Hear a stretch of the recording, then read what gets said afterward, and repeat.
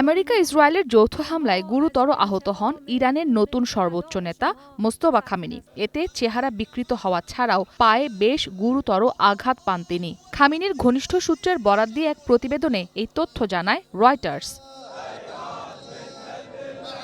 Reuters বলছে ২৮ ফেব্রুয়ারি যুদ্ধ শুরুর প্রথম দিন আমেরিকা ও ইসরায়েলের বিমান হামলায় মোস্তফা খামেনির বাবা ও সাবেক সর্বোচ্চ নেতা আয়াতুল্লাহ আলী খামেনি নিহত হন। তেহরানের কেন্দ্রস্থলের সর্বোচ্চ নেতার কমপ্লেক্সে আঘাত হানার সেই হামলায় মোস্তফা খামেনির মুখমণ্ডল এবং তার এক পা উভয় পা গুরুতর জখম হয়।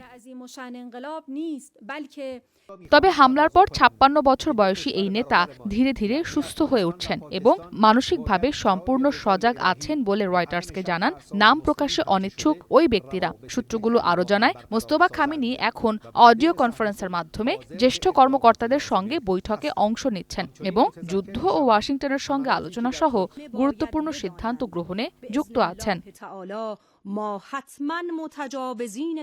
মোস্তফা খামেনির শারীরিক অবস্থার বিষয়ে সাম্প্রতিক সপ্তাহগুলোতে এটি সবচেয়ে বিস্তারিত তথ্য হলেও স্বাধীনভাবে এসব তথ্য যাচাই করতে পারেনি বলে জানিয়েছে রয়টার্স।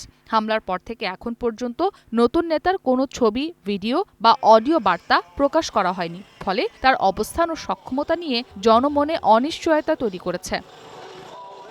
খামেনির আঘাত কেমন বা তিনি কেন জনসমক্ষে আসেনি এই বিষয়ে রয়টার্সের প্রশ্নের জবাবে কোনো মন্তব্য করেনি ইরানের জাতিসংঘ মিশন। জানা যায় গত ২৮ ফেব্রুয়ারি আমেরিকা ইসরায়েলের যৌথ হামলার প্রথম দিনেই আহত হন মোস্তফা খামেনি। একই দিনে নিহত হন তার স্ত্রী, ভগ্নিপতি সহ পরিবারের আরও কয়েকজন সদস্য।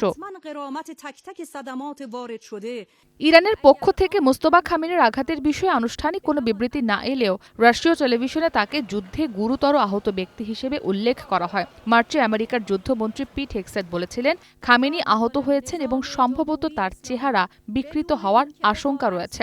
দেশটির গোয়েন্দা সূত্রের দাবি মোস্তফা খামেনি সম্ভবত একটি পা হারিয়েছেন, তবে সিআইএ এই বিষয়ে মন্তব্য করতে অস্বীকৃতি জানায়।